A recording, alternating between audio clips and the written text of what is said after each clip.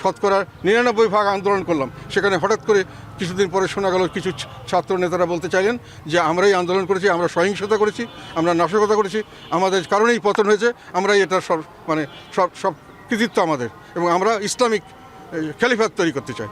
আমরা তখন এটার প্রতিবাদে আমরা বলেছিলাম যে না, এই কথা তো জনগণ রায় দেয়নি। যাই হোক, কাজে এই কথাগুলো তো আসছে, তারা হিজবুত তাহরীর প্রকাশ্যভাবে মিটিং করছে, প্রকাশ্যভাবে প্রসেশন করছে।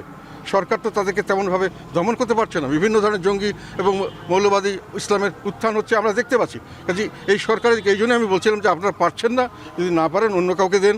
এগুলোর থেকে উদ্ধার না হলে দেশের মানুষ চরম একটা বিপদগ্রস্ত হতে পারে। এটা বললাম কেন, এটা এখন আমার বলাটা তাদের ক্ষতিগ্রস্ত হয়েছে তারা মনে করছে এখন আমার এগেনস্টে দুর্নীতির মামলা দিচ্ছে। আমি কি হঠাৎ করে সে এমপি হয়েছি?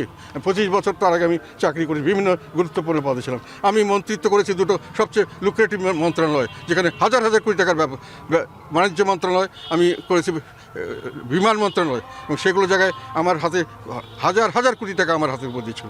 কেউ কোনো আমার 2014 সালে নির্বাচন না করার কারণে শেখ হাসিনা আমার পিছনে সমস্ত এজেন্সিকে লাগিয়েছিল ওনার দুর্নীতি বের করো, কিন্তু আমার দুর্নীতি বের করতে পারে নাই।